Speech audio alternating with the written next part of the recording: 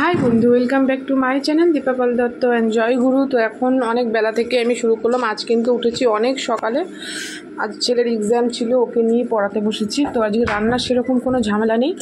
তো সকাল সকাল দেখো ভাত বসে গেছে, আর হচ্ছে কালকে যা রান্না করেছি আছে, তো তরকারি আছে, তো ডাল সেদ্ধ দিয়ে ভাত বসিয়েছি। আজকে রান্না সেরকম হবে না, যা আছে আমাদের দুপুরে এবেলা হয়ে যাবে, আর রাতে তো রুটি হবে। তো আজকে ছেলের এক্সাম আছে বলে সকালবেলা অনেক সকালে উঠেছি, ছেলেও উঠেছে, তো ওকে নিয়ে একটু পড়তে বসিয়েছিলাম।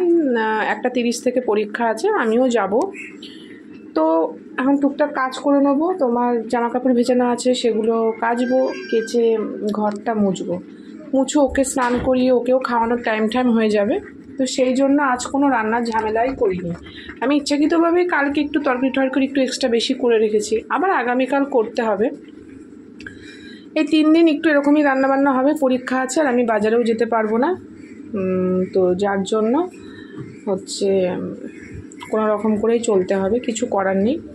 তো যাই হোক, ব্লগটা শুরু করিনি সকাল থেকে উঠে, কারণ ওকে পড়াচ্ছিলাম। তো চলো আমি কাজগুলো সেরে নিই, তারপরে ঘর মুছবো।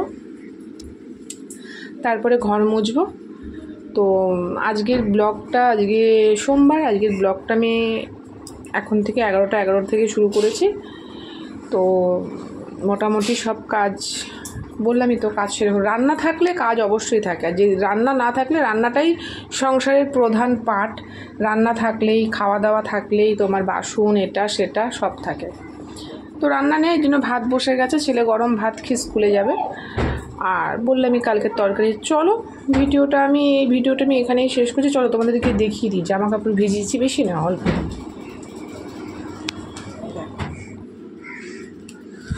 অল্প জামা কাপড় আছে, সেটাকে কেচে নিয়ে দেখো ঘর দৌড় মুছবো। আর ছেলে দেখো পরীক্ষা, অথচ দেখো কনস্ট্যান্ট বল কনস্ট্যান্ট। ও সুস্থিরভাবে থাকতে পারে না, এক জায়গায় দাঁড়িয়ে থাকতে পারেই না, সবসময় মনে হয় ক্রিকেট প্র্যাকটিসও করতেই থাকে।